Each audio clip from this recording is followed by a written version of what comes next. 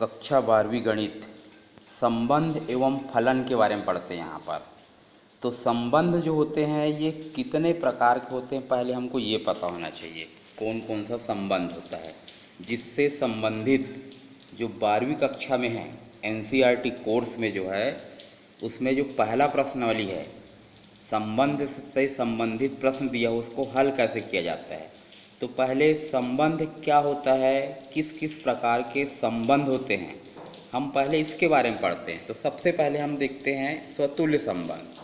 स्वतुल्य संबंध क्या होता है, यदि किसी समुच्चय ए में कोई संबंध आर मतलब रिलेशन इस प्रकार हो कि ए का प्रत्येक अवयव स्वयं से आर द्वारा संबंधित हो तो आर स्वतुल्य संबंध कहलाता है। जैसे कि एक्स रिलेशन एक्स, दोनों सेम है, यहाँ पर दोनों सेम रहना चाहिए, स्वयं का स्वयं से संबंध होना चाहिए तो कहलाता है स्वतुल्य संबंध। और एक्स जो है ये उस समुच्चय के अंदर का पद होना चाहिए। एग्जाम्पल बता रहा हूँ फिर अच्छे से क्लियर होगा।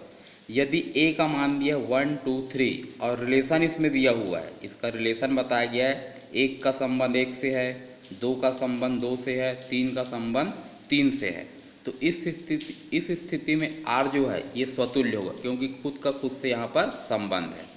दूसरा हम पढ़ते हैं सम्मित संबंध। सम्मित संबंध क्या होता है, जब किसी समुच्चय ए पर परिभाषित कोई संबंध आर सम्मित संबंध कहलाता है यदि युग्म X Y is belong to A के लिए एक्स का रिलेशन हो वाई से तो वाई का रिलेशन भी होना चाहिए एक्स से। जैसे एग्जाम्पल बता रहा हूँ, एक परिवार में दो बच्चे हैं, एक बड़ा भाई है और एक छोटा भाई है। तो बड़े भाई का नाम हम मान लेते हैं एक्स है और छोटे भाई का नाम है वाई मान लेते हैं। तो एक्स किसका भाई है, वाई का, तो वाई किसका भाई होगा, एक्स का ही भाई होगा ना। तो ये संबंध कहलाता है स्वतुल्य संबंध। मतलब एक का दूसरे से संबंध हो तो दूसरे का वही संबंध पहले से भी होना चाहिए। और बता रहा हूँ, जैसे कि एक घर में दो बच्चे हैं, फिर से एक लड़का है और एक लड़की है, लड़के का नाम है एक्स और लड़की का नाम है वाई, ठीक है। तो एक्स क्या है, वाई का भाई है और वाई क्या है, एक्स की बहन है। तो यहाँ पर ये संबंध स्वतुल्य नहीं होगा क्योंकि यहाँ पर एक भाई हो रहा है एक संबंध में और दूसरे संबंध में क्या हो रहा है, वो बहन हो रहा है, तो ये स्वतुल्य नहीं होगा। यदि दोनों लड़के हैं तो संबंध स्वतुल्य होगा, या दोनों लड़कियां हैं तो भी संबंध जो है स्वतुल्य होगा। जैसे यहाँ पर और एग्जाम्पल देखिए, एक समुच्चय ए में तीन पद हैं, 1 2 3। इसमें रिलेशन किस प्रकार है, एक का संबंध दो से है और दो का संबंध किससे है, एक से। देखो पहले का संबंध दूसरे से है और दूसरे का संबंध भी पहले से है, तो ये स्वतुल्य संबंध कहलाता है। और देखिए एक्स है लंब वाई पर, एक्स किस पर लंब है, वाई पर, तो वाई भी एक्स पर लंब होगा, तो ये भी संबंध क्या कहलाता है, स्वतुल्य कहलाएगा। अब हम पढ़ते हैं संक्रामक संबंध। संक्रामक संबंध क्या होता है, यदि समुच्चय ए में संबंध आर इस प्रकार है कि तीन पद है X Y is Z is belong to A के लिए एक्स का संबंध किससे है, वाई से, वाई का संबंध किससे है, जेड से, तो एक्स का संबंध भी जेड से होना चाहिए। ए का संबंध वाई से है, वाई का संबंध जेड से है, तो एक्स का संबंध भी किससे होना चाहिए, जेड से। तो इस प्रकार के संबंध को हम बोलते हैं संक्रामक संबंध। जैसे कि एक परिवार में तीन बच्चे हैं, एक्स वाई और जेड, तीनों भाई हैं, एक्स वाई का भाई है, वाई जेड का भाई है, तो एक्स भी जेड का भाई ही होगा।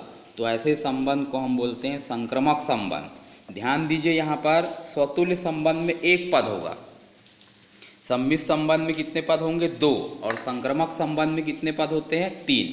जैसे यहाँ पर एक समुच्चय दिया है 1 2 3, एक का संबंध है 2 से, दो का संबंध है 3 से, तो तो 3 का संबंध भी किससे होना चाहिए, 1 से। देखो तो इस प्रकार के संबंध को हम बोलते हैं स्वतुल्य संबंध। अब हम पढ़ते हैं तुल्यता संबंध।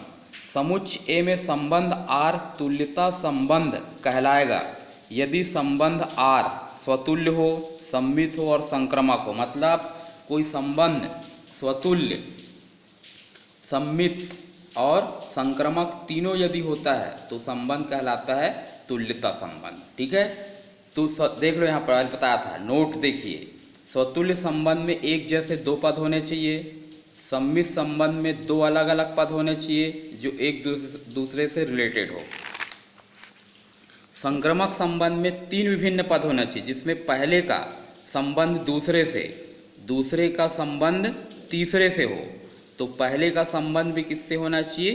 तीसरे से होना चाहिए। तो ये हम संबंध पढ़ रहे हैं, रिलेशन। तीन प्रकार के रिलेशन पढ़े हैं, स्वतुल्य संबंध, सम्मिश्र संबंध, संक्रामक संबंध। और यदि किसी समुच्चय में, किसी यूनियन के अंतर्गत ये तीनों संबंध लागू होते हैं तो वो संबंध कहलाता है तुल्यता संबंध। स्वतुल्य संबंध में कितने पद होना चाहिए? एक। सम्मिश्र संबंध में कितने पद होना चाहिए? दो।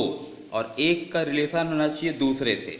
और संक्रामक संबंध में कितने पद होना चाहिए? तीन। एक का संबंध दूसरे से है, दूसरे का तीसरे से है, तो तीसरे का भी किससे होना चाहिए? पहले से होना चाहिए।